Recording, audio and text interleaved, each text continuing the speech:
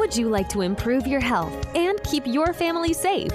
You're listening to the Healthy Home Hacks Podcast, where we firmly believe enjoying optimal health shouldn't be a luxury. Healthy Home Authorities and husband and wife team Ron and Lisa will help you create a home environment that will level up your health. It's time to hear from the experts. Listen in on honest conversations and gain the best tips and advice. If you're ready to dive in and improve your well-being and increase your energy, you're in the right place. All right, here are your hosts, biobiologists, authors, media darlings, vicarious vegans, and avocado aficionados, Ron and Lisa Barris. Welcome to today's show. Hey, listeners, I've got a question for you. Do you use your cell phone more than 17 minutes a day? Be honest. Be honest. I'm guessing 100% of you do. And you're not going to want to miss today's program that's focused on the safety of cell phones and Wi-Fi, otherwise known as electromagnetic radiation. EMR emits from everyday devices that make our lives fast, efficient, convenient. But at what cost to your health? Wireless radiation. It's all around us. From Wi-Fi routers and cell phones, cordless phones, wireless earpieces, wireless headsets, computers, laptops, monitors, smart TVs, baby monitors, smart meters, and gaming devices, to the thousands of towers stretched across the U.S. that transmit and receive signals. In 2011, wireless radiation was classified as a possible human carcinogen by the World Health Organization. A study published in November revealed that 1,000 or more hours of cell phone use, which equates to 17 minutes a day over 10 years, is associated with 60% increase in brain tumor risk, especially on the side of the head where people hold their phones. Yep. That, combined with the National Toxicology Program's landmark 10-year, $30 million study. If you haven't heard of it, the 2019 results were mind-blowing. After rats and mice were exposed to cell phone radiation for 2 years, scientists found clear evidence of cancer in the male rat's heart cells, some evidence of increased brain gliomas, brain cancer, adrenal gland tumors, DNA damage in the brains of male and female rats and mice, and lower birth weights of female rats' offspring. Yet, for 25 years, the FCC has refused to revise the regulations that were created back in 1996 to determine what level of radiation from cell phone use is considered safe. Today, we have more phones, more powerful phones, more wireless radiation, and more research. Yet, the FCC continues to ignore these critical findings. And research also found that women who carry cell phones in their bra have elevated breast cancer risk. Ladies, don't do that. Please. The National Institutes of Health and the American Cancer Society funded a study in 2019 and 2020 at Yale University that found increased thyroid cancer among heavy cell phone users. So while a 2019 lawsuit was filed, the U.S. Court of Appeals of the D.C. Circuit ruled this past August that the FCC had to re-examine the research and determine if the regulations should be updated. But the court did not set a date for the FCC to comply, which means the commission could retain its old regulations indefinitely. Oh boy. But someone who's going to shed the light on this dark subject, including 5G, is our special guest, R. Blank. R is a technologist, entrepreneur, and writer. He is the CEO of Shield Your Body, which creates products that make it easy and affordable for people to reduce their exposure to wireless radiation from devices like cell phones and laptops. He, along with his father, Dr. Martin Blank, who, by the way, is one of the world's leading EMF scientists, co-authored Overpowered, widely regarded as one of the best books written on the science of health effects of EMF radiation. He is also the host of the Healthier Tech podcast. This follows a 20-year career in software development for blue chip firms, including Apple, NBC, Disney, Microsoft, and more. R has served on the affiliate faculty at the University of California, Santa Cruz and previously on the faculty of the University of Southern California, Viterbi School of Engineering. R has an MBA in entrepreneurship from UCLA Anderson School of Management and an undergraduate degree from Columbia University. Welcome to the show, R. Thanks, guys. Welcome. That was quite an intro. It's a real pleasure to be here. Thank you very much. Oh, thank you. We are so excited. We've been familiar with the work of your father and how revered he is in the industry. And a lot of people listening may or may not have heard of him, but we're going to dive so deep into this topic. And we just thank you for the work that you're doing and bringing this awareness. Thank you. And needed now more than ever. Yeah, and right back at you both. But R, first things first, though, how did you get your name R? How did you get one letter as your name? So my father really liked crossword puzzles. So word games were kind of his thing. He would get along with your dad, Ron. Exactly. My dad loves crossword puzzles, but why R though? Is that like a special letter that has more impact than other letters? We need an R. Well, I like to say, when people ask me what R stands for, I say truth, justice, and the American way. Oh, there you go. Okay, very good. Just start calling me L. It's easier. I like it. I like it, R. It should catch on. Say the amount of paper we'd save is amazing. Well, getting to the topic at hand, can you explain what the scientifically established health effects of EMF and 5G are? Okay. Well, wow, that is a big question. Yeah.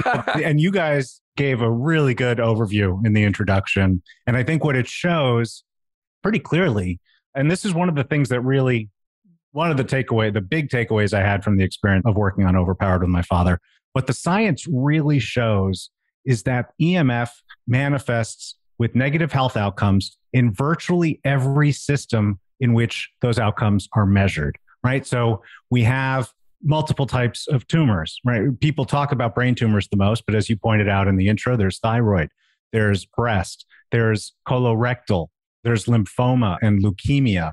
There's multiple types of tumors and cancers, but it's not just tumors and cancers, right? So you have infertility, you have subfertility, you have birth defects, you have rates of miscarriage, you have sleep disruption, melatonin interfering with melatonin production, you have higher rates of anxiety, you have immune system malfunction, both autoimmune disease as well as immunosuppressive behaviors.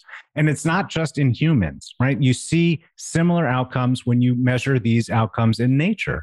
So you see impacts on trees and plants. You see impacts on bees and birds, whales, anything that relies on magnetoreception for navigation, turtles. Curious, I'm sorry, you mentioned plants and trees and nature. Are there studies offhand that you know of that go into that? Because I'd be interested in knowing more about that. Yeah, I don't have them memorized, but if I threw you off, but just in general, what would be the ramification of damage done to? Okay, well, I can remember some of the outcomes. Just one that's been studied multiple times is, for instance, trees that are located near cell towers or radio towers. You see much less leaf growth, much thinner growth than the trees that are further away from these towers. That is the type of thing that you can see. There's a famous study. When it was first produced, it wasn't a quote unquote a study because it was by a group of schoolgirls. It was later replicated and peer reviewed by researchers. They put 2 sets of watercress seeds, one next to a Wi-Fi router and one not next to a Wi-Fi router. And the ones next to the Wi-Fi router did not germinate. They did not grow. And the ones further away did. Again, it became famous through the work of a group of schoolgirls, but it was later replicated by real scientists and peer-reviewed. Watercress, I don't know exactly why, but watercress is one of these types of plants that you see studied, quite a bit when it comes to EMF. Yeah, we talk a lot about energy on this podcast. We've had energy healers and frequency medicine doctors on here to talk about that. And obviously the Nikola Tesla's famous quote, if you want to understand the universe, think in terms of energy, frequency, and vibration, which is all around us. And it makes sense that we're all living organisms, plants and trees and everything, pets, animals, wildlife is going to be affected by the energy frequencies of that. Can you tell our listeners what some of the biggest sources of EMF is today? I know everybody just thinks of their cell phone when they hear this topic, and I think they're not paying attention to all the other sources around them. That is a great question because, when you step back, and the way I like to paint this picture for people is to think about your bedroom. And it might not be the case with the two of you, but in general, an average person, think about the bedroom. what is in that bedroom? And then think back to when you were a child, what was in that bedroom? Most people today would have a mix of things like their phone, smart TV, a charging station, a tablet or an e-reader, maybe a smart alarm clock. I mean, you think about the variety of all of this technology. And then you think back to when you were a kid. And, when I was a kid, really the only thing in my room that emitted EMF was my alarm clock. So you have this proliferation of sources of exposure in life that when you're experiencing it in real time, it can be hard to appreciate, how each year it's growing. But when you take it all accumulated, right, you see the number of sources keeps growing more and more or less exponentially in the environment. And that's actually one of the reasons we needed 5G, which we can get to in a little bit, is because of the number of different sources.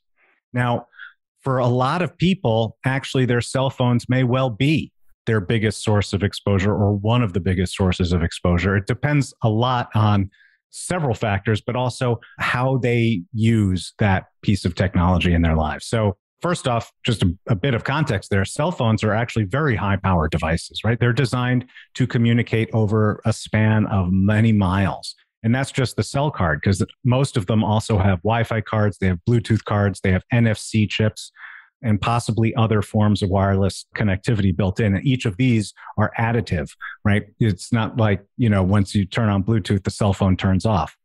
So these all form together to form a really big source of EMF. And the thing with cell phones is that people are trained to just have them not only near them, but often on their person for extended periods of time every day of their life. And so that's why I believe for many people, their cell phones are their biggest source of exposure. And there's a lot that they can do with well short of actually giving up their phones to mitigate that significantly. But beyond that, a lot will depend on your life and your lifestyle. If you work in a high EMF office, there could be, that could be a really big source for you. And a lot of people, when I say that, they'll think of computers in a white collar office. But, for electrical industry workers, right, they have tremendous exposures at the workplace. If you live in an area with a lot of cell towers, those could be significant. If you live in an apartment building, whenever you check your Wi-Fi and you see 50 networks available to you, right, that could possibly be a pretty significant source. So in a lot of ways, there are so many of these sources. I'll give you one more example, just to help illustrate the variety. It could be that when you sit down and watch TV at night and you sit on your couch, that it's your refrigerator, which is behind the wall right behind you. That is your biggest source, because refrigerators are such massive sources of this stuff. And most people don't think about it. For listeners who are like, wait a minute, a refrigerator is not wireless. We're talking about electromagnetic fields, which includes electric fields and magnetic fields and the wireless technology. So I know we've done shows on this, but for people that are not really familiar, a little background there, these all affect us. I'm really glad you pointed that out. So as you both know, and I'm sure many, but perhaps not all of your listeners know, right? What we're talking about here with electromagnetic fields or EMF, they exist on what we refer to as a spectrum, right? Because there's a bunch of different types. And right in the middle of that spectrum is visible light, sunlight. Then there's a whole bunch of forms of EMF with more energy than sunlight. We call those ionizing. And everyone knows those are super dangerous and even very, very, very low doses. Those would include X-rays and gamma rays. And that's why, when you get a dental X-ray, they cover you in a lead jacket and they leave the room, right? That's how dangerous they hide. This stuff. Yeah, they hide away. That's ionizing. Now, there's a whole set of EMF with less energy than visible light. And that's what we call non-ionizing forms of EMF. And there's multiple types of those. And that's what we're generally talking about when we have this conversation. And these are the types that are emitted by human-made technology. And so, yes, like you're right. When people think about this, they'll often think of cell phones and other wireless technologies. Those make use of what's called, depending on who you're talking to and when, radio frequency or microwave. They're kind of used interchangeably, but they're also emitted by anything that runs on power. And that's referred to as ELF, or extremely low frequency. And yes, they're measured. You measure the electric field and the magnetic field components of that separately. But so yes, while you may not have a smart refrigerator, right? So your refrigerator isn't a source of radio frequency EMF, it is running on power. They tend to actually be very significant sources of EMF in people's homes, which is why you shouldn't have them up against a shared wall if possible. Right.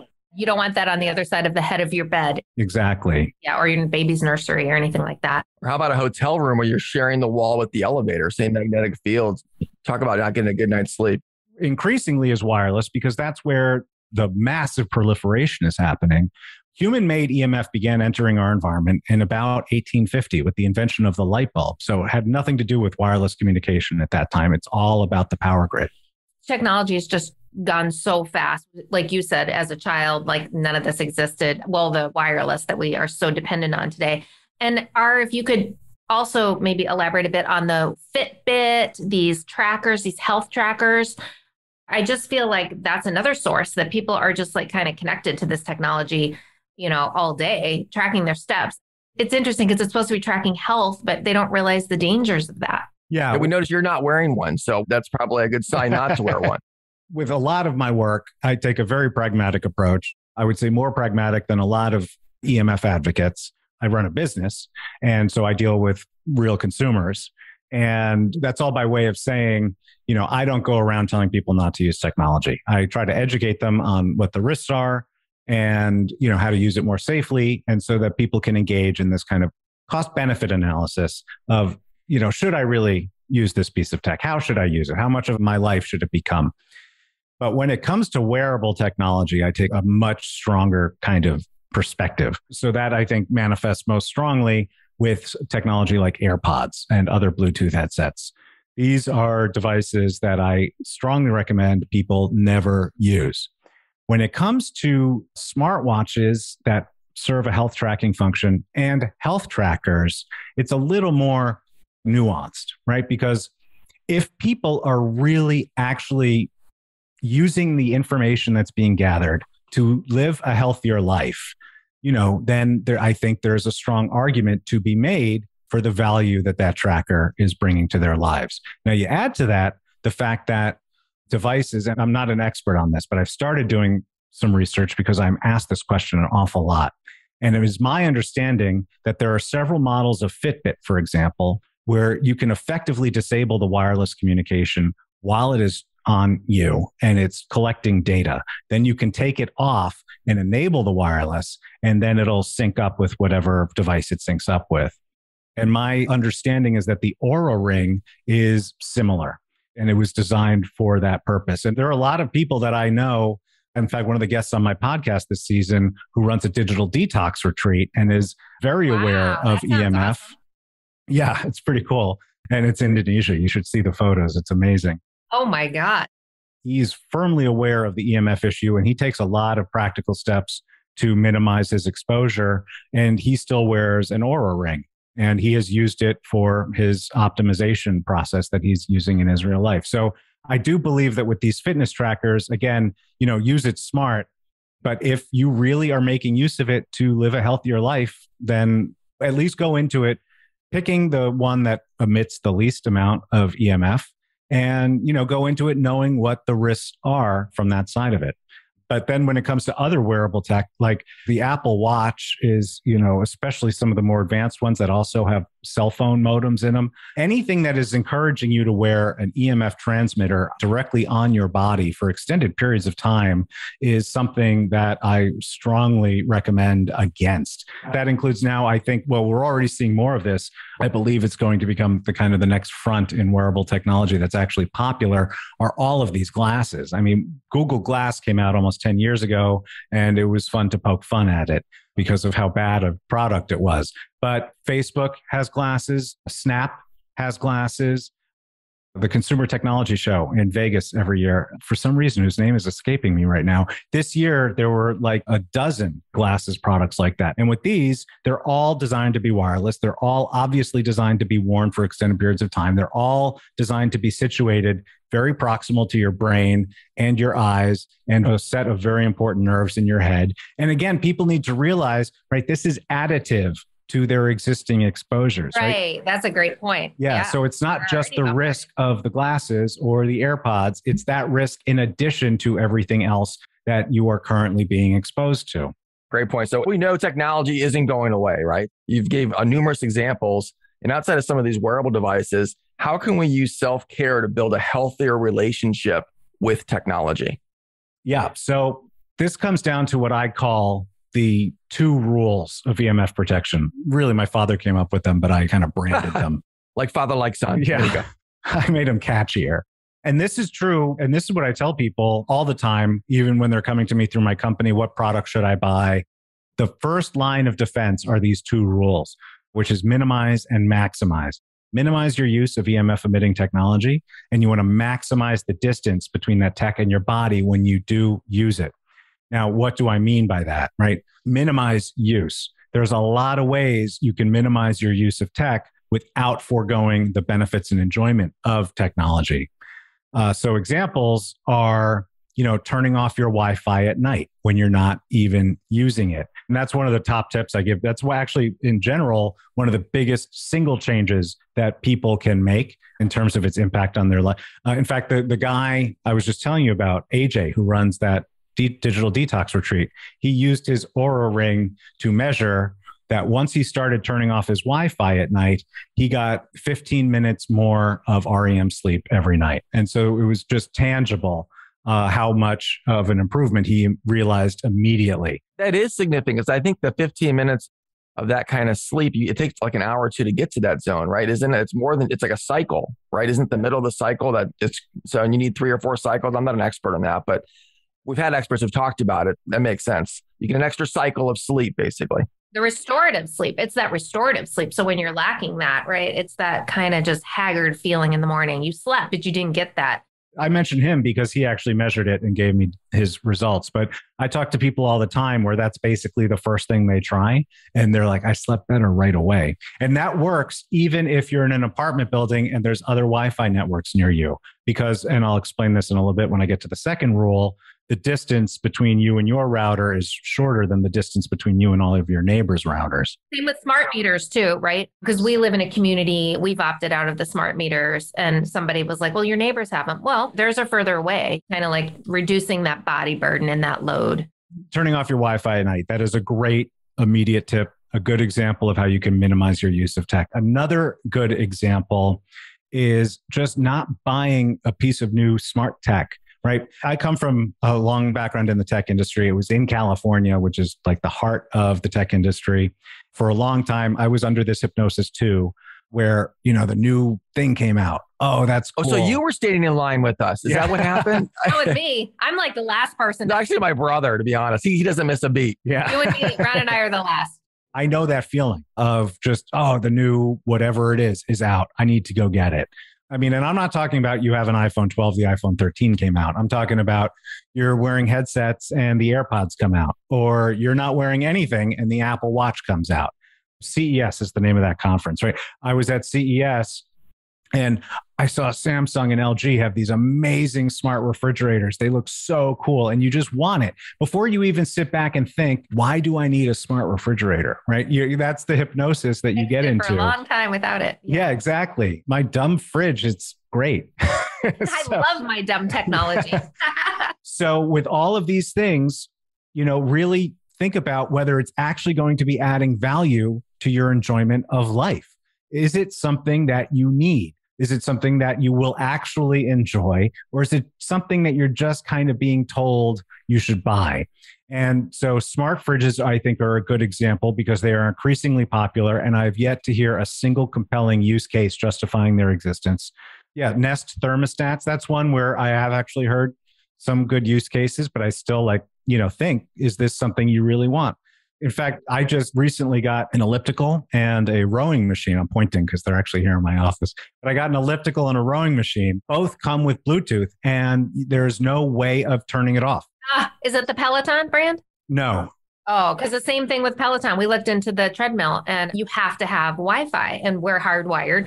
And we're like, we'd have to get a little separate tower to even just get the machine to turn on. Well, I'm not even using any of the functionality enabled by the Bluetooth, right? I'm not like streaming live exercise experiences. I'm not using my phone to track anything, but I can't turn off the Bluetooth. Increasingly, technology is built this way. And sometimes it's frustrating, right? With some smart TVs, they make you feel like you can disable the Wi-Fi. Like you hit the button and you're like, oh, good, I disabled the Wi-Fi. And it's still actually enabled. Right. So the point of that is not that you might not be connected to the Wi-Fi, but it's searching for that signal. Yes. Right? So the danger is in. So listeners, do you understand that? So it's same thing with your iPhone, right? So do you advise, okay, if you're on cell service, make sure your Wi-Fi is turned off. If your Wi-Fi is on, make sure and turning those things off when you're not using the other, because otherwise you're getting extra radiation. So that is another great example of what I minimize, which is to turn your phone into airplane mode when you're not using it. But as you say, to actually get into the settings, right? Because people tend to think of airplane mode as an all or nothing thing, but it really does give you the ability to turn on individual wireless connections and disable all the others. And you should really only be using enabling the ones that you're actually using. Guys listening, just create new habits. I know some of this sounds like, I don't want to put the effort in.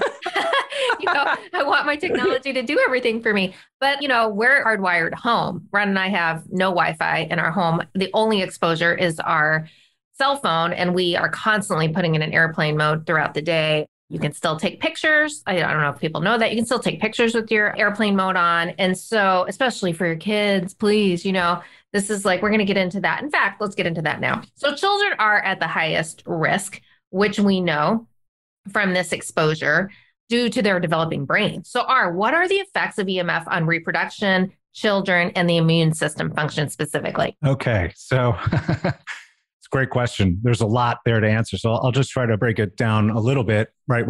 So we'll start with reproduction. One of the areas where there's very, very strong science is on the impact of this type of exposure on sperm, which is, for instance, men who carry their phones in their front pockets have much lower metrics of sperm health than men who don't. And what's interesting there, I think many of your listeners will like to know this, not only is that one of the areas where the effect is realized most quickly, it's one of the areas where when you stop the exposure, the healing process is realized most quickly because sperm is regenerated approximately every 24 hours. So when you stop carrying your phone in your pocket, you can actually make a really big difference in your sperm count pretty quickly. And it's not just phones in pockets, it's laptops on laps. Those are the two biggest ones, but it's any exposure that is proximal to the gonads will have that outcome. Now, when it comes to women, the reproductive cells are inside the body. And I say that because there's more natural shielding, right? Males, the gonads are external, they're exterior, and so they're more vulnerable to these forces. But when it comes to eggs, those are a bit more protected. The downside is that they won't heal, right? Because you are born with all the eggs you are ever going to have. And so if they get damaged, they get damaged. So many women experiencing infertility and couples struggling with that. I don't have the stats. I can put a link to that in the show notes, but I know anyone listening, just think about that and what you can do. Heed R's advice on this. So when it comes to the impacts on eggs, I haven't seen a whole lot of science on that, but we do know what its impacts on cells and on DNA are, particularly on cells that only have one strand of DNA. But what I was going to add to that is the impact in utero. There is research, for instance, there's a study out of Kaiser Permanente that showed women who had greater levels of EMF exposure in utero had a 2.72 times greater risk of miscarrying than women who had less EMF exposure while their child was in utero. There's another study also out of Kaiser Permanente that showed that women who had higher levels of EMF exposure when they were pregnant, their children had a notable increase in the risk of developing asthma by the age of 13. So these types of impacts can be realized many years later. So with men, you're really seeing strong outcomes, negative outcomes with sperm health. And when there's been a successful impregnation, you really start to see the impacts when it comes to issues of miscarriage risk and then incidence of birth defects, both of which are obviously very undesirable outcomes. So that's as it relates to reproductive. Now, I think you wanted to get to where the child was actually born. Or children too, children as they're growing up, how vulnerable they are. And, we all see it. Kids are constantly on these tablets now. Yeah. So with children, first off, you have to sit back and realize, I painted this picture earlier in our conversation where, think of your room now, think of your room when you were a child. The children today are being born into this world, right? So their starting point is already a much higher degree of exposure. Society is on this path of deploying more and more and more of this stuff. They are being exposed to so much more of this toxin, it's hard to fathom. And they're facing a lifetime of growing exposures because that's, again, we continue to deploy more and more of this stuff. But when it comes to children, there's several reasons why they are more vulnerable to damage from these exposures. One of which is that they are smaller. Now, that's obvious, right? And it goes beyond this, but as a starting point, they are smaller. So let me give you an example. If you have a phone going up to your head and the radiation would penetrate an inch into your head, and then it penetrates an inch into a child's head, that covers much greater percentage of area of that child's head and that child's body than it does in the adult. Children, their bodies are growing very rapidly. What that means is cells are dividing and multiplying very rapidly. So any damage to the cell then multiplies throughout their body.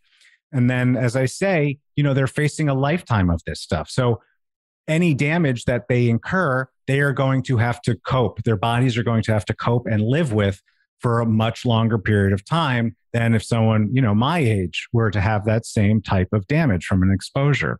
And there's one final thing I'll throw into this portion of our discussion, which I just want people to understand. Cell phone radiation is technically regulated. And there's a lot of reasons why that's not true. But let's just say for the sake, we're going to get into that. Yeah, they are technically regulated. What people need to understand is cell phones are regulated, right? There's a maximum amount of radiation that a 6'2", 220-pound man would absorb from that cell phone. And children, there's not a child I've ever met that comes close to 6'2", 220 pounds. Maybe Shaquille O'Neal was. We just don't know. And what that means is a child is going to absorb a heck of a lot more of this radiation from the same cell phone that you would. Same with chemicals, same with like all the toxic chemicals in our home. I mean, they're getting higher doses of exposure to that because of their tiny bodies. Yes. And it penetrates the blood-brain barrier in children, does it not? Yes, EMF penetrates the blood-brain barrier. That's a tongue twister. There's a few of these tongue twisters I deal with all the time. Voltage-gated calcium channels is another. I just got through it though. Yeah. But yes, EMF penetrates the blood-brain barrier. It also leads to leakage of the blood-brain barrier, which leads other toxins, gives them a channel to traverse into the brain. That impacts, kids and adults. But again, with kids, they're more vulnerable to this damage and to have to live with the results of the damage. Because technology is moving faster than humans are evolving. So we haven't really evolved to, handle this kind of technology, unfortunately. That goes beyond just the physiological responses too. I mean, socially and psychologically, yes. we see the challenges of coping with this degree of change, every day. Honestly, like when I'm on my phone too much, I feel depressed. I feel a little down. Like, what are you listening to? Instagram or whatever. Like if I'm on social media, or I have to make myself turn up because there is that addicting quality, as we all know, but it's psychologically can really suck you into this kind of... Oh, it's engineered to. It's literally engineered to. I mean, they have on the first season of my podcast, we had on a psychologist who deals actually specifically with tech addiction. And he went into detail about how these things are engineered specifically to foster addiction and addictive behaviors. I don't know if you had a chance to see I believe it was called The Social Dilemma on Netflix. It was a really fantastic documentary. I'd strongly encourage both of you to check it out, Social Dilemma. And it's also about this issue about how these networks are engineered to, because in a way, what I'm talking about is kind of off topic from what we're supposed to be talking about. But in another way, right, when you are fostering addictive behaviors with technology, you are fostering excessive EMF exposures. And so I feel like it is an important aspect for anyone who is concerned about EMF health to really kind of recognize and understand some of the ways that these experiences are really being engineered to maximize your exposure to EMF radiation, even though that may not be Facebook's goal. that is actually what they are doing. That is so crazy. Yeah. They get like panicked if their phone's like not even within a couple feet of them, or they haven't seen their phone, or they haven't checked their phone. And I heard they modeled that after when the phones were designed originally after a slot machine. So the ding, right? The ding, the lights, that's like a reward to your brain. Yeah. The like, dopamine triggers. The dopamine. Yeah. So interesting. I wanted to mention this one thing before we go on to the next question. When Ron at the top of the show asked you guys if you actually used your phone for 17 minutes a day, like, duh, I'd love to meet someone who does it, because this was actually based on a study. And if you used your phone for just 17 minutes a day over a period of 10 years, it was associated with a 60% increase in brain tumor risk, especially on the side of the head where people use their phone. 17 minutes, guys. Just think about how much more we are using that. I didn't want Ron to leave that cliffhanger without telling people what that meant. Oh, okay. There you go. Getting from the problem, let's get to some of the solutions. So what are some easy and free ways our listeners can live healthier and reduce their EMF exposure starting today? So I'm glad you asked that, because it reminds me that I didn't actually finish the answer earlier, right? I left a cliffhanger for people. I told them there's 2 key rules. There's minimize and maximize. And we explained minimize. And so I'll just recount that real quick, right? You want to minimize your use of this technology, anything that emits EMF. And you can do it in a lot of ways that doesn't force any trade-offs in your benefit or enjoyment of technology. So turning off your Wi-Fi at night, putting your phone into airplane mode when you're not using it, or disabling the specific wireless connections when you're not using those. Those are great examples of minimize. So then moving to maximizing the distance between your body and your technology when it is in use, when you are using it. Now, why does this matter so much, right? I'm talking about keeping your phone further away, keeping your laptop further away, keeping your Wi-Fi router further away. Why does that matter so much? And the answer is because the power of EMF radiation diminishes exponentially with distance. So if you have your phone and it's an inch from your body and you take it 2 inches away, the power of your exposure has just been cut by 75%.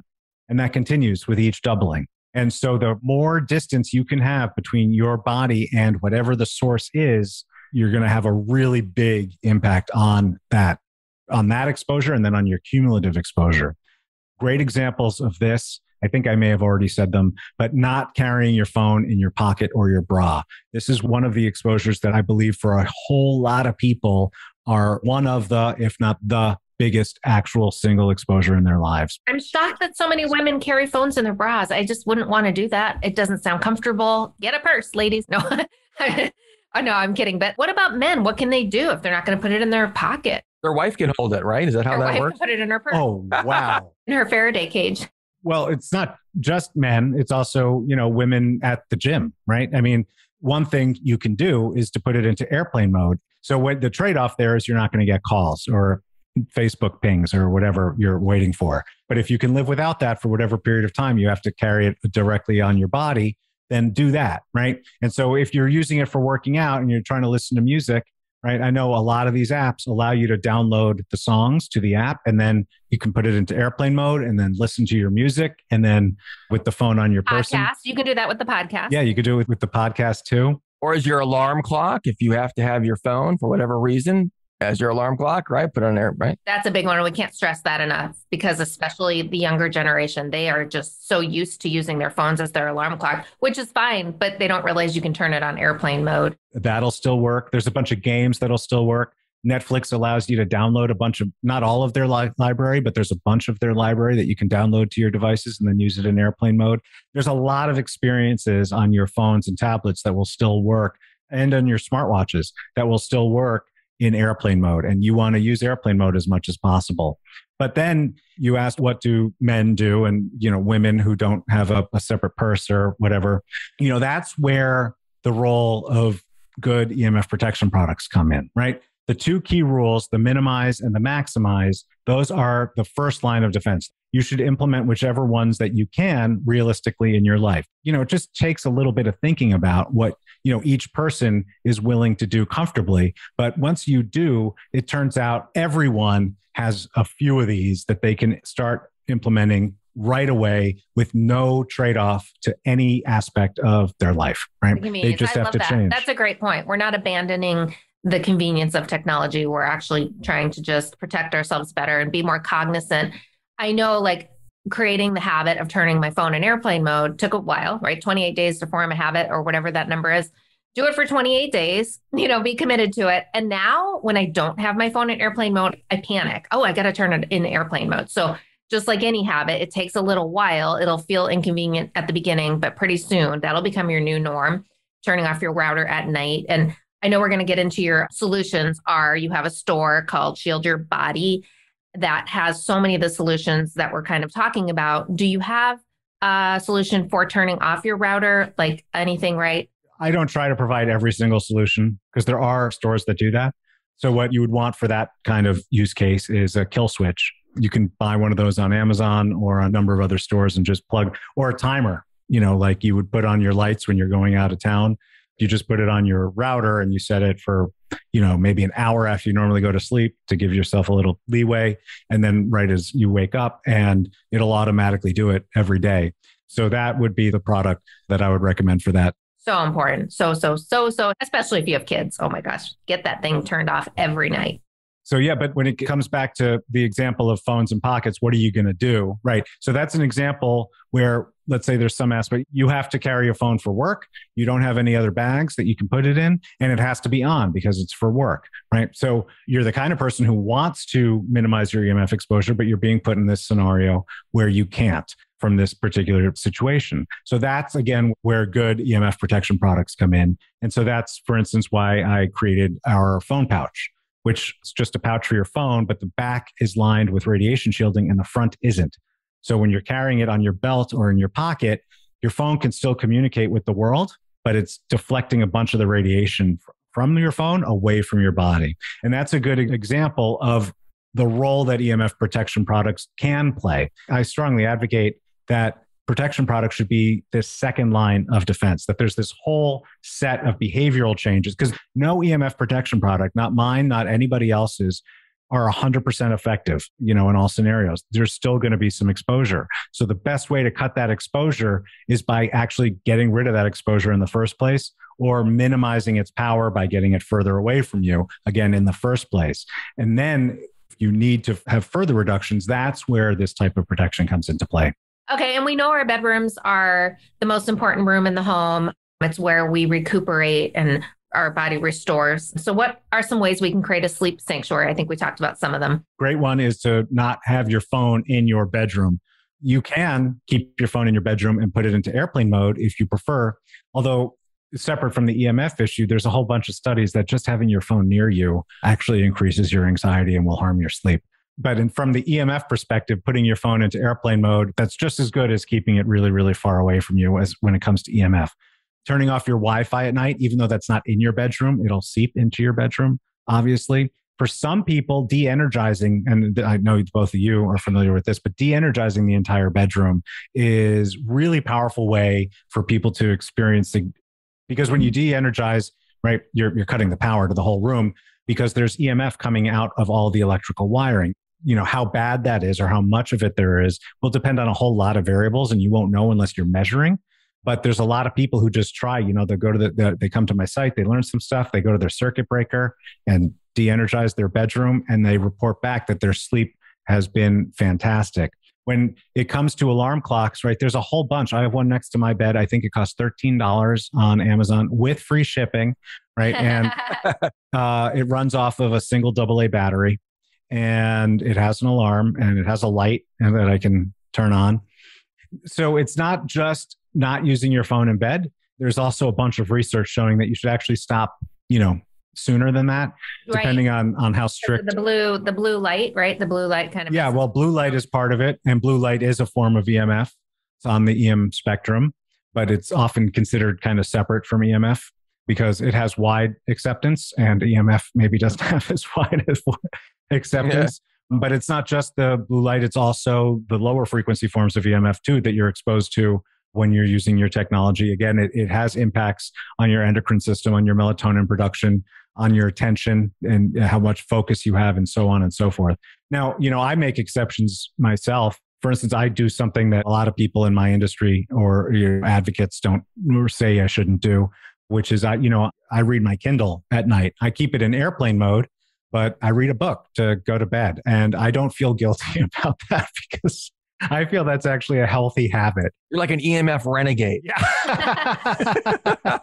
No, that's good. Because a lot of people, the book helps them fall asleep, actually. Yeah. And Kindle is I didn't mean to use a specific brand, any good e-reader, but the Kindle is such a great, I can have like 30 books and flip through them and not lose my place and change the font size and all that kind of stuff. So it's such a convenient way to read books. And I like reading books to fall asleep. I like that reading books is a part of my life. But I do make sure that my Kindle's in airplane mode when I go to bed. And that's an example of how people can make these, you make these decisions for yourself in your life. What works for you? What are you willing to give up? What are you, in fact, happy to give up? For people who bring their phone to bed and you're listening to this and you're like, maybe I should try. I don't know. I'm afraid. I guarantee you, I know the first couple of nights will be hard. Like you'll just have this pull to, what am I going to do? I'm laying here. Child. Yeah. How am I going to fall asleep? But I guarantee you within just 2 or 3 nights, you're going to be so much happier that phone is not with you. It is really shocking. I mentioned earlier in this episode, digital detox. I went on a self-crafted digital detox. I didn't go to a fancy retreat in Indonesia. I rented a house not too far from where I live. There's no cell service and the house didn't include any internet. And we went for the weekend, 3 days. The first couple hours, we get there and I'm like, well, let me turn on Netflix. Oh, wait, I can't do that. It was just a few hours later, I was getting into, it's on the beach, you're hearing the waves and you start to appreciate, and you're just hanging out. And the impact was so intense. I really strongly advocate that people try mini detox as much as they can practically, given their life limitations, because I think it'll be very enlightening to people, the changes that they will encounter, confront in themselves, and then how they'll feel coming out of it. Even when you go back to having a cell connection and enjoying your Wi-Fi, your approach to all of it will be different. And then the ways in which you will feel freer to actually reduce your exposure to EMF, it'll just be much easier. It's like the paths will open up to you. You'll want to do it. Instead of feel like you have to, you'll want to. Yeah. I could not agree more. During COVID, Ron and I pre-COVID, we always went to the gym. That's just our form of workout. We went all the time. They have Wi-Fi in there and of course, all of the electronic equipment. And after COVID, when it closed, we started hiking more. We live in a really nice area with lots of hills and the ocean's not too far. And so we're like, wow, are you kidding me? Why weren't we doing this earlier? I mean, we pay to live here in this nice, beautiful area. Why aren't we hiking more? We were kind of forced to. And it was a really good thing that came out of that for us because, oh my gosh, we're going to get into grounding and the importance of grounding, but our connection with nature, because the gym is that kind of noise. It is that like pollution noise that you can hear in the background, that kind of like buzzing stuff is always on, the fluorescent lights, all of that. And so the peace and the quiet as we're going on these hikes and we're paying attention to this flower that just bloomed and this new bunnies that we met and this hummingbird and this beautiful butterfly and the hawks that come around and all of this wildlife that's always been there. And we just really never appreciated it or stopped and slowed down enough to really connect and understand it. I mean, Ron and I can tell you every little thing now. We go on the walk. We're like, oh yeah, that bunny lives over there. And there's the, and we know it. Like, oh, that's Benny. And there's, hey, Benny. Yeah, we have names for them. So it's in doves and all of that. It's really cool. That has really become our form of, this nature connection that we didn't have before. You might think, oh, I go out in nature. I said that too. Oh yeah, I go out, I go to Hawaii once a year or whatever. No. Right. No. Like really making it a part of your week, if not your day. And that fills you. I feel so different. You're getting the vitamin D from the sunshine. You're getting the oxygen, the fresh air. You're getting the negative ions. There's something else magical and spiritual that happens that is really kind of, I can't even explain what it is, but it's something that really centers and grounds you. That if you're feeling stressed, because I have gone on that walk sometimes really frazzled with something that's going on. And by the time I get back, it's all gone. It's just gone. It doesn't feel that important anymore. So I would really highly encourage that for anybody. What a great tip from both of you. We kind of teased this earlier, but aren't tech safety regulations designed to protect us? No, they are not. Oh, okay. O spells no. Wow. Okay. Can you elaborate your answer? First thing, I mean, we're talking obviously specifically about EMF, right? Because there's a whole bunch of ways in which tech is insufficiently regulated to protect our lives and our safety and our privacy. But when it comes to EMF in particular, first thing people need to understand is that there's a whole set of EMF exposures that have no regulations at all. We know that, for instance, cell phone radiation emissions are regulated, but how much radiation you're exposed to from the electrical wiring in your home is not regulated. How much radiation you're exposed to from the power line in front of your home is not regulated. There is a whole bunch of this stuff that is not regulated at all. It's literally not. That's just a starting point. Now you get to questions like cell phone regulations, which is a really popular area of discussion, right? Because they say, oh, we regulate these things, right? You're protected. That's why cell phones are safe. And the fact is you're not. So as a starting point, right, cell phones are technically, right, allowed to emit a certain amount of radiation. That limit is based off of not burning you. EMF with enough power can burn you. It can heat your tissue and it can burn you. That's exactly how a microwave oven works, because microwave ovens emit microwave EMF radiation with such power, it actually cooks your dinner for you. Cell phones use very similar forms of EMF, but just with much less power than a microwave oven. And that safety limit is there to prevent you from getting burned. In other words, it's there to prevent that immediate term damage. That is the only thing they are designed to protect you from. The SAR, right? The specific absorption rate, which is the specific versus the information carrier waves and the pulses right? And again, all of the stuff that we've been talking about, all the health effects that we've been talking about this entire discussion, those come from longer term exposures. That isn't immediate damage. Hold your phone up to your head and then get cancer, right? That takes time. That takes years. It can take decades. But none of the regulations are built to protect you against those exposures. They're only designed to protect you against immediate term exposure. As you mentioned, the unit of measurement for the regulations is SAR, specific absorption rate. I keep talking about, the amount of radiation that a cell phone emits is regulated. That's not what's regulated. It's how much your body absorbs, right? It's a measurement of absorption, not emissions. That's the basis of these regulations. The thing is, as I said earlier, it's not about how much radiation you absorb. It's about how much radiation a model of a 6'2", 220-pound man would absorb.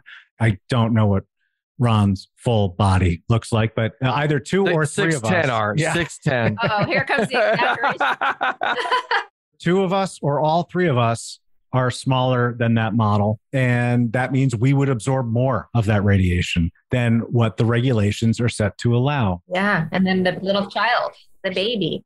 Then there's another aspect, right? When people in the United States, there's the Federal Communications Commission. That's who sets these cell phone emission standards.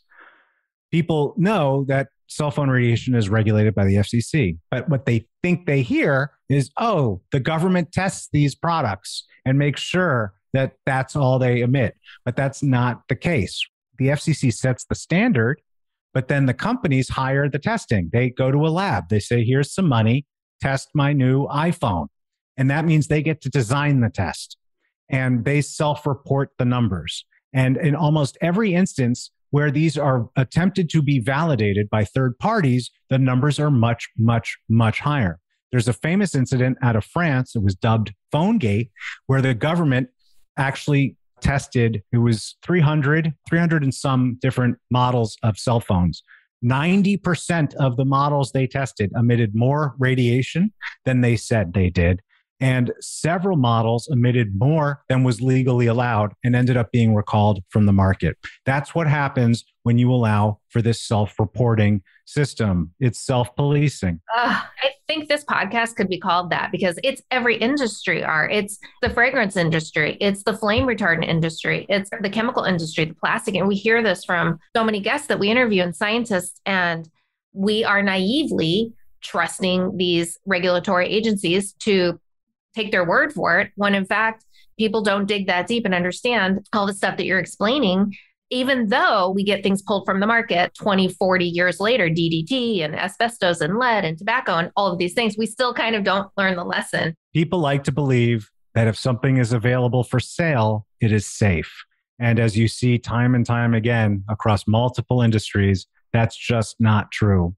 And in fact, earlier, the question of AirPods came up. And I can't point to a single study that shows you that using AirPods will increase your chance of developing cancer. And why?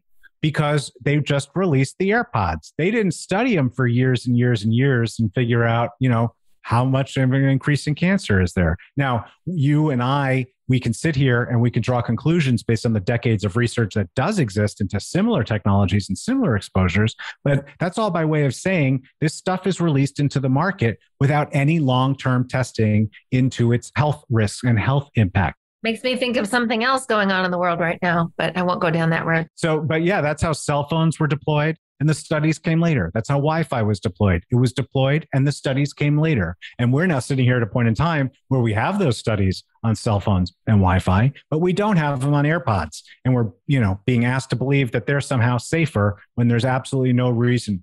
Yeah, it's the same technology. It's just not the same product. Slightly different exposures in different parts of your body, but for also different durations. And so the actual variables will switch around. But really, there is no level of this stuff, this human-made EMF, there is no level of it that is safe, right? And I'm obviously not calling to ban technology. I just want people to understand that there is no level of this that is safe. Every little bit more that you are exposed to increases your risk to a broad number of systems in your body. Doesn't mean you'll develop every disease that I'm talking about or that we cover in Overpowered, but it increases your risk for all of them. And over time, the more risk you have of the more different things, the odds that you get some negative health impact from this stuff, it really starts to add up. There is no safe level of any of these types of exposures. Every additional exposure carries increased risk. And I just want people to be aware of that and to start making decisions in their personal relationship with technology in light of that information. That's so true. William Ray talked about the rain barrel and the body burden and how, as we kind of go through life, where our body's like a rain barrel and we bring in all of these toxic substances. And, it's a little bit here, it's a little fragrance here, it's a little pollution from the air, and maybe there's arsenic in your water, and maybe there's VOCs in your home, and maybe there's flame retardants in your bedding. And then all of a sudden you've got all of this electromagnetic radiation that you're being exposed to. And that's when the barrel cracks and you start to get these initial, maybe short-term, like acute symptoms. Maybe it's an allergic response. Maybe you're noticing more allergies. And then later, down the road, these lead to bigger things like cancer and diseases and infertility and reproduction disorders and all of that. That was my journey when I got sick from toxins in my home. I had just too much body burden and it cracked, my barrel cracked.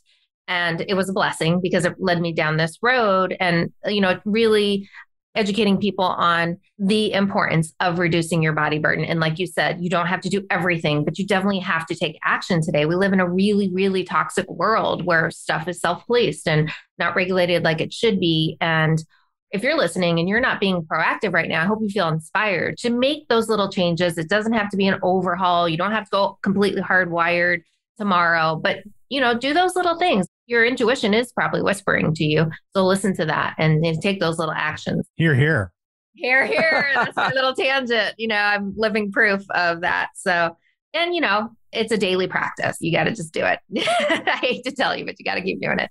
Regulatory change. Like everybody's talking about 5G. Everybody's so nervous about 5G, towers going up near their house. What can we do? How can we take action in our communities? And how can we protect ourselves that way? Okay. When it comes to 5G, there's a couple of different characteristics that define it. So 5G, for those who don't know actually what the term means, it's the 5th generation of cell phone network. That's what 5G stands for. By the way, it is not the same as a 5 gigahertz Wi-Fi router. There are some people who, because they're dual band Wi-Fi routers and they think that a 5G router, that's not 5G. What we're talking about with 5G, the 5th generation of cell phone networks, that's a new generation of how cell phones are communicating with each other. Started in the cities, it's rolling out to more and more areas. And one of the characteristics of 5G that makes it distinct from prior generations is that it's operating on this new segment of the electromagnetic spectrum. Your listeners will recall that we talked about that earlier in this interview, right? EMF exists on a spectrum, and there's radio wave and microwave, which is where wireless communication happens. There's a new segment of that spectrum that has been allocated to the cell phone carriers in order to communicate. These go up into what are called millimeter waves. They're very high energy. And there's a lot of concern that because these are a whole new set of exposures that it could possibly be more dangerous. Now, my opinion is that it's not more, that part of it is not more dangerous. It's just dangerous, right? Because with every different segment of the spectrum, right, there's a whole different set of health outcomes, but with each segment, you can see different diseases kind of concentrate.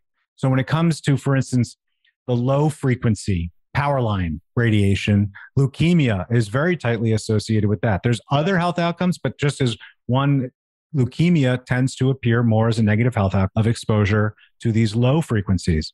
When it came to radio, melanoma turned out to be one of these diseases where you see a concentration of appearance. With all of these different parts of the electromagnetic spectrum, you see a broad range of negative health outcomes. You also see concentration of specific negative health outcomes. And I believe that's what we are going to see when it comes to the 5G frequencies. That is certainly no reason to think it's safe. And odds are we'll see the same thing happen with these new frequencies that we've been seeing over 100 years now with these older frequencies. So what is most concerning about 5G to me? And this steps back, and I forget exactly how I brought it up earlier in the interview, but I talked about it's the proliferation of these devices is exactly why we needed 5G. And when I say we needed 5G, I don't mean the three of us. I mean modern society. I'm fine with a landline. Yeah, exactly. That's because the 4G network was getting congested. There was too much traffic, and the network was not engineered to carry more traffic.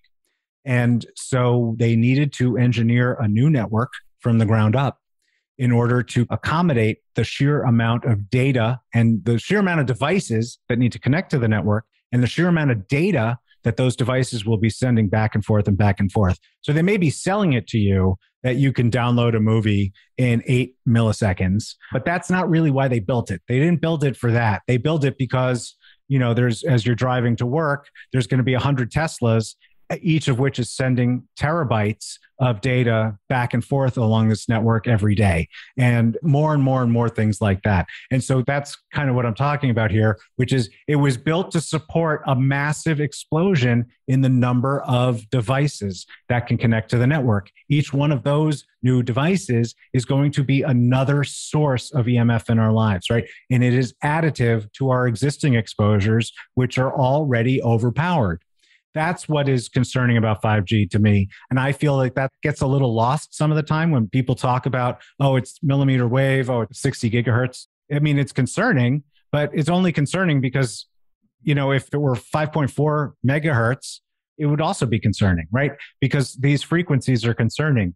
Now they're talking about 6G. Well, of course. I mean, it's not going to stop. Yeah, the data is just getting more and more and more, right? And the usage. It has been on average about every 10 years. You need another generation of the network in order to support its development. Now, that could change. It's not a fixed rule, but it has been about every 10 years. Right? Yeah, that probably will. Wow. Well, you corroborated what Orrin Miller, we had him on a 5G episode early on our show, and he said the same thing.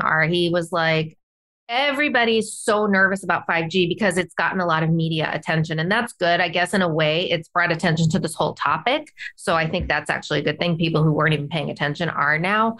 But he still said, even with 5G, your biggest worry is your cell phone. Yes. Don't worry so much about 5G, about the things that you can't control.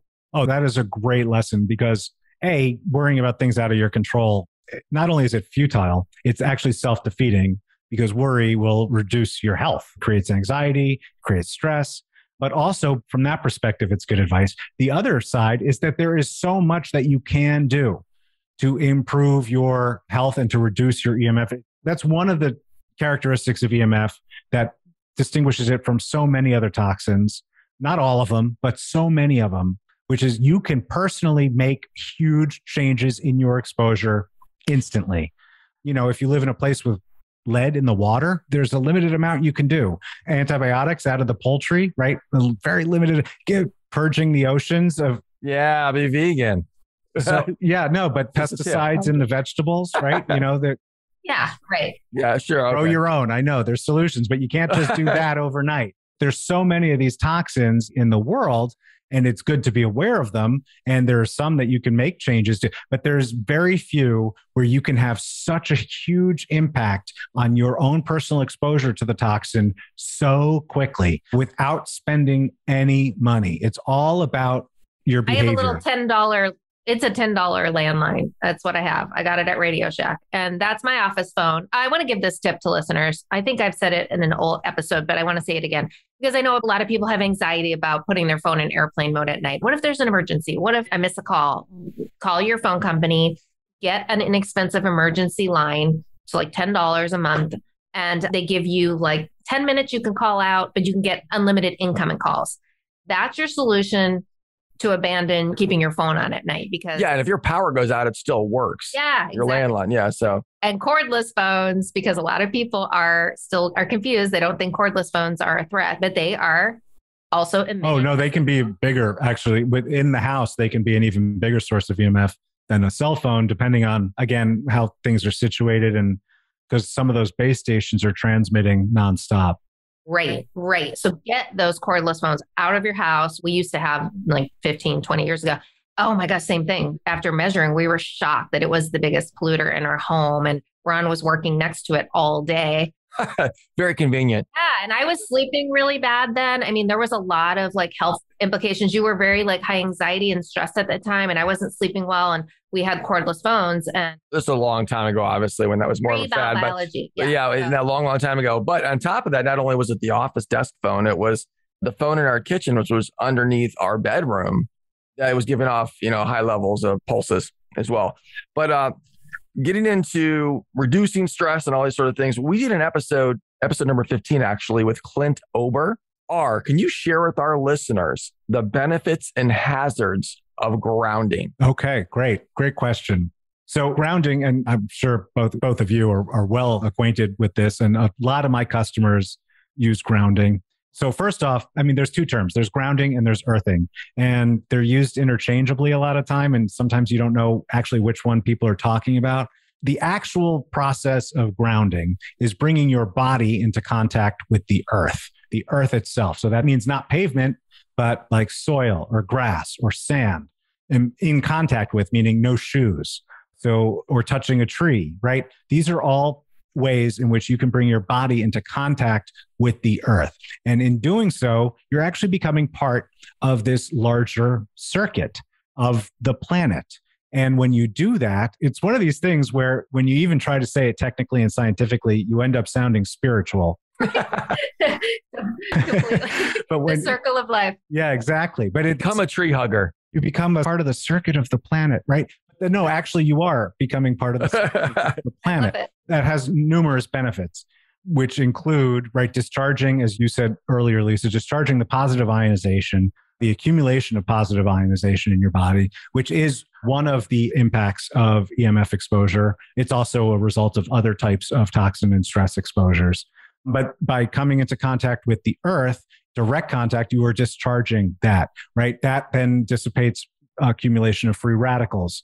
It helps address oxidation in your body. There's a whole bunch of these stress factors that you can measure as improving when you properly ground into the planet itself. Then there are people who can't do that, right? A lot of people who live in cities or because of their schedules or whatever. And so they buy products to help them ground at home, grounding mats and grounding sheets. Now, there are ways in which, and I know in your BBI community, proper use of this stuff is very important. And, when it's designed specifically for the person that, so for instance, I know of one instance where a woman had a very high kind of scenario of electric field exposure with her computer. And part of the comprehensive solution to reducing that was using a grounding wristband that would help while she was working on the computer. It would discharge these fields away from her body, right? It is an important tool in the toolkit when properly utilized by an expert. But there's a lot of people who are just like, I hear grounding is good.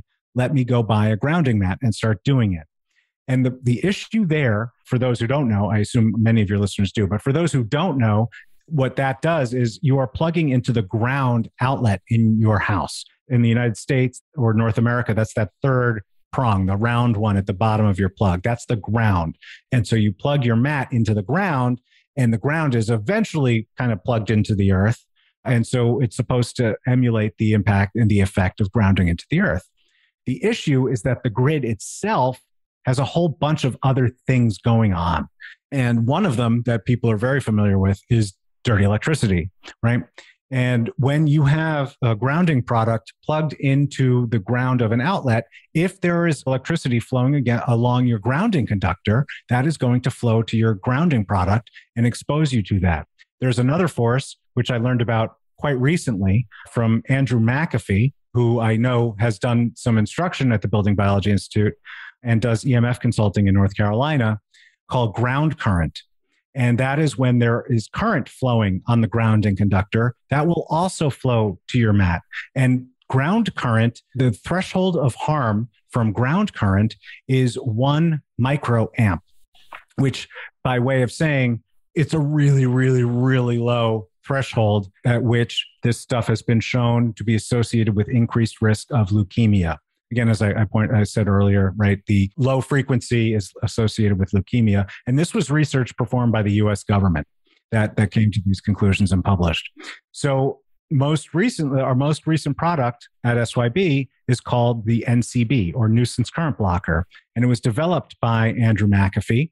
And what it allows you to do is to plug the NCB into an outlet and then to plug your grounding product into the NCB. And that still allows you to take the benefits of grounding. It blocks the contact current and the dirty electricity from reaching your grounding product. So it's reducing your exposure to these hazards that you would otherwise have if you were grounding directly into your building. Wow, great tip. Okay. That's phenomenal. And we have a lot more information on the website because I know this is kind of new information for a lot of people. So we have a lot of kind of supporting information to explain contact current. That is so important. Yeah, because that's the first I've heard of that. Although physiologically, I've experienced that with the grounding pad where Ron, I was like, something's not right. I mean, he calls me the canary anyway. Yeah. I'm going to be the most sensitive to everything. So something's not right with this grounding pad. It's making me feel like more stimulated, not less. Yeah. And it's also an issue with certain types of EMF protection, because there's certain types of EMF protection, particularly in high electric field environments, where you are supposed to ground it. So that would include, for instance, a wall painted with Y-shield paint or an EMF protection canopy. These are two common examples where you're supposed to ground it to discharge the electric field that would otherwise be swimming. But when you do it, again, the same issues appear of the contact current and the dirty electricity and so forth. And many dirty electricity filters are only designed to clean the dirty electricity off of the hot and the neutral, not the ground. And so that's, again, where the NCB comes into play. So how much is this adapter that you actually add to any grounding device? What's the typical price point? So right now it is $300. We are about to launch the Pro. So the one that's out now is called the NCB. And that's basically, it works on a single product. You can unplug it and plug it into a different product, but at a given point in time, it can only deal with one product. We're about to release the NCB Pro. Unlike the NCB, anyone can buy and use the NCB. The NCB Pro needs an expert to install it. So we're finalizing the materials to help train people and how it works and how to use it. But that can be installed by an expert, and then that can filter from the grounding conductor for the whole house. Again, it need an expert to be able to install that one. And that one will be about $400. Oh, wow. That's great.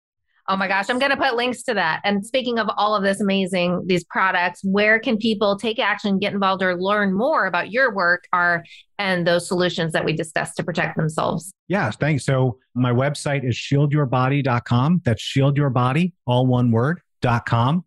And when you get there, you'll see we have a great catalog of products. We also have a tremendous amount of free educational information. Right there at the top of the homepage is the guide to the 5 top tips that you can start to reduce your own exposure.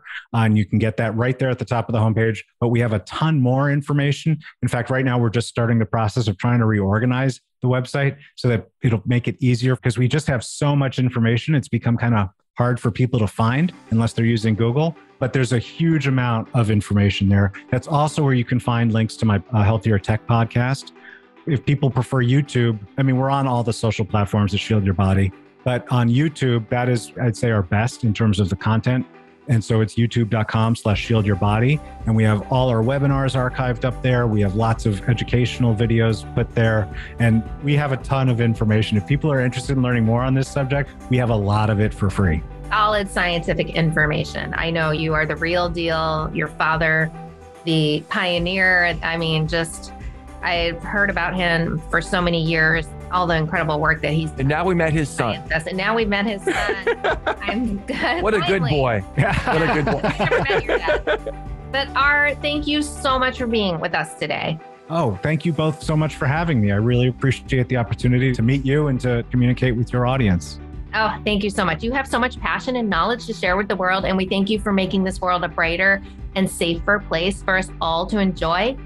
Friends, if you'd like to learn more about shielding yourself from harmful EMFs, run, don't walk, over to shieldyyourbody.com to shop cell phone cases. They have consultations, everything from bed canopies and baby blankets and so much more. They've got you and your family covered. And they are offering a scholarship which encourages the participation of underrepresented communities in the area of building health, safety, and education by covering the tuition costs of the Building Biology Advocacy Program from the Building Biology Institute. Total value, $965. You can learn more at shieldyyourbody.com/scholarship. We'll also include this and all of the resources we discussed in the show notes at ronalisa.com/podcast. Yes, head there. And guys, stay tuned next week and get ready to up-level your health. See you then. Bye, everyone. Bye, everyone. This episode of the Healthy Home Hacks podcast has ended, but be sure to subscribe for more healthy living strategies and tactics to help you create the healthy home you've always dreamed of. And don't forget to rate and review so we can continue to bring you the best content. See you on the next episode.